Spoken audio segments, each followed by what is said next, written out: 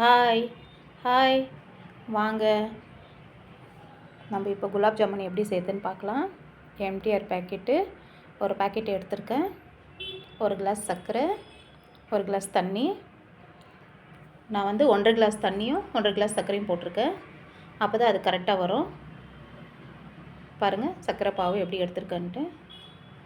இந்த மாதிரி ரெண்டும் சேர்த்து நல்லா கலக்கி விட்டுக்கலாம். நான் கரெக்டாக 10 நிமிஷம் வச்சுருக்கேன் சர்க்கரை பாவு அடுப்பில். வாங்க இப்போ நம்ம எப்படி உருண்டை பிடிக்கிறதுன்னு பார்க்கலாம். பாருங்கள் ஒரு பேக்கெட் போட்டாச்சு. கொஞ்சமாக தண்ணி ஊற்றிட்டு எவ்வளோ தேவையோ அவ்வளோ நம்ம இப்போ நல்லா அதை பிசைந்துக்கலாம். அந்த மாவே மெதுவாக தான் இருக்கும், எதுவும் நான் சேர்க்க போகிறதில்ல. அதில் இருக்கிற மாவு வச்சு நான் செய்ய போகிறேன். ரொம்ப நல்லா சூப்பராக வரும். பாருங்கள் இந்த மாதிரி நல்லா கொஞ்சம் கொஞ்சமாக தண்ணி விட்டு நம்ம நல்லா அதை பிசைந்து நல்லா சப்பாத்தி மாவு மாதிரி நல்லா பிசைந்து நம்ம உருட்டி வச்சுக்கலாம். பாருங்கள் அவ்வளோதான், அதுக்கு தண்ணி தேவைப்படும். ஆயிடுச்சு பாருங்கள், கொஞ்சம் தண்ணி தான் நான் போட்டேன், அதே நல்லா சரி ஆயிடுச்சு. அந்த மாவே மெதுவாக தான் இருக்கும். நல்லா பிசைந்துட்டு நம்ம நல்லா க்ளீனாக சப்பாத்தி மாவு மாதிரி பிசைந்து கொஞ்சமாக நான் ஏலக்காய் சேர்த்துக்கிறேன். அப்போ தான் நல்லா வாசனையாக இருக்கும் இந்த ஜீரா. அப்படியே சேர்த்துட்டு கலக்கி விட்டுடலாம். பாருங்கள் பாவு பதம் தெரியுது. அவ்வளோதாங்க, ரெடி ஆயிடுச்சு பாவு. இந்த மாவும் ஊறிடுச்சு. இப்போ நம்ம உருண்டை பிடிக்க ஆரம்பிக்கலாம். கொஞ்சம் நல்லா பிசைந்துட்டு இப்போது கொஞ்சம் கொஞ்சமாக எடுத்து நல்லா நம்ம உள்ளங்கையில் வச்சு லைட்டாக அழுத்தி உருட்டிக்கலாம். பாருங்கள் இந்த லைன் இல்லாமல் நல்லா உருட்டி ஒன்று ஒன்றா நம்ம இந்த தட்டில் வச்சுக்கலாம். பாருங்கள் எவ்வளோ நல்லா தெரியுது உருண்டை பார்க்குறதுக்கு. குட்டி குட்டியாக உருட்டினாக்கா ஒரு 43 உருண்டை வரும். பாருங்கள் உள்ள கையில் வச்சு நல்லா அழுத்தி உருட்டிக்கலாம். க்ளீனாக இருக்குது வருது பாருங்கள் உருண்டை. இந்த மாதிரி கொஞ்சம் கொஞ்சமாக எடுத்து நம்ம எல்லா உருண்டையும் உருட்டி தட்டில் வச்சுக்கலாம். பாருங்கள் எவ்வளோ அழகாக இருக்குது. எல்லா மாவுலேயும் இதே மாதிரி நம்ம உருட்டி எடுத்து வச்சுக்கலாம். இதெல்லாம் உருட்டி நம்ம இதை செஞ்சு முடிக்கிறதுக்குள்ளே அந்த சர்க்கரை பாவு நல்லா ஆறிடும். ஆறின பின்னாடி தான் நம்ம அதை போடணும்.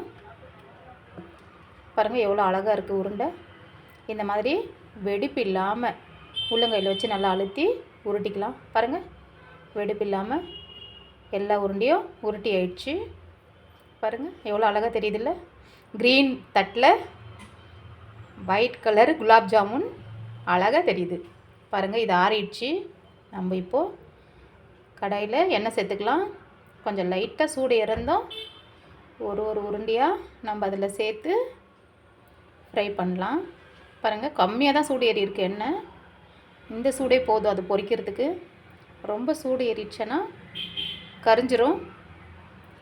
லைட்டாக சூடில் தான் நம்ம இந்த உருண்டையை சேர்க்கணும். எதுவுமே நான் சேர்க்கல, வெறும் அந்த குலாப் ஜாமுன் பவுடர் வச்சு நம்ம இன்றைக்கி குலாப் ஜாமுன் செய்ய போகிறோம். பாருங்கள் எவ்வளோ அருமையாக வருது. வெடிக்காமல் வெடிப்பு இல்லாமல் நல்லா வரும். நம்ம உள்ளங்கையில் வச்சு அழுத்தி உருட்டினாலே சூப்பராக வந்துடும் அந்த உருண்டை. பாருங்கள் நல்லா சிம்மில் வச்சு நம்ம ஃப்ரை பண்ணி எடுத்துக்கலாம். பாருங்கள் எவ்வளோ அழகாக வருது பாருங்கள். நல்ல கலர் மாறுது, ஆனால் சிம்மில் தான் வச்சு நம்ம ஃப்ரை பண்ணணும். பாருங்கள் எவ்வளோ நல்லா, ஒன்றும் வெடிப்பே இல்லை. நல்லா க்ளீனாக அழகாக உருண்டையாக சூப்பராக தெரியுது பார்க்குறதுக்கு.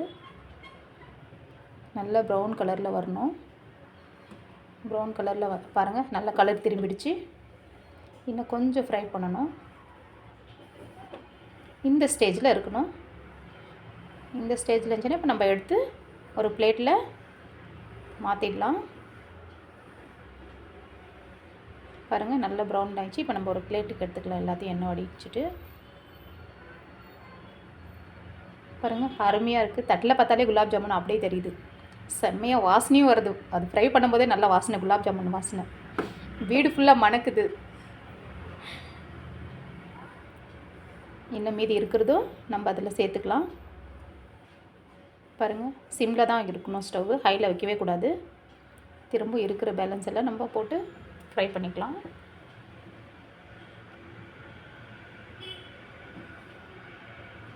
பாருங்கள், சிம்மில் தான் இருக்குது. நம்ம போட்டிருந்தோம், அழகாக ஃப்ரை ஆகும்.